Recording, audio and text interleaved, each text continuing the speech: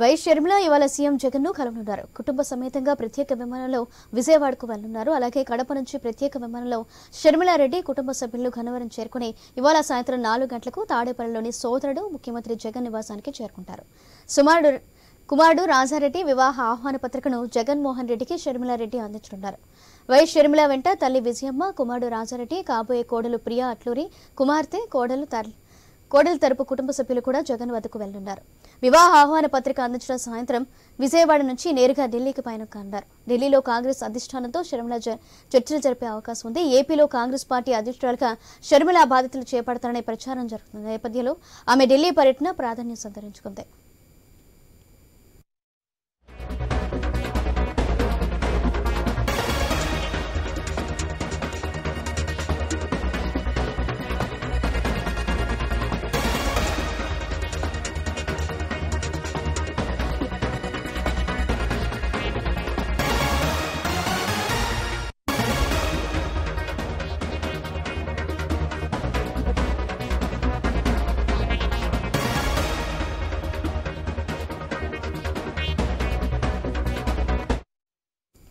YS Sharmila Delhi tour కు సంబంధించి మరింత సమాచారం మా ప్రతినిధి రామకృష్ణ అందిస్తారు. రామకృష్ణ,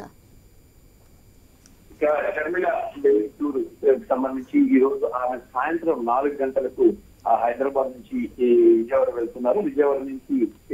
విజయవాడలో ఆంధ్రప్రదేశ్ ముఖ్యమంత్రి వైఎస్ జగన్మోహన్ రెడ్డికి ఇన్విటేషన్ కార్డు వివాహ ఆహ్వాన పత్రం ఇవ్వడానికి వెళ్తున్నారు. అక్కడి నుంచి ఆమె నేరుగా రాత్రి 11 గంటలకి ఢిల్లీకి బయలుదేరుతున్నారు.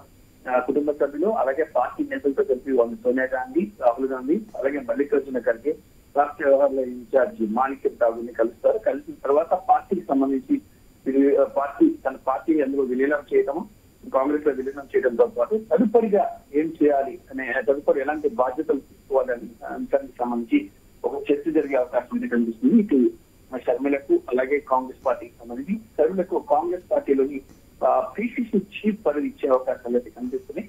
ఆమె స్టార్ క్యాంపెయిన్ గా కంటెస్ట్ చేస్తుందని చెప్పినప్పటికీ కూడా అందుకు అధిష్టానం సత్యంగా అన్నట్టు సమాచారం.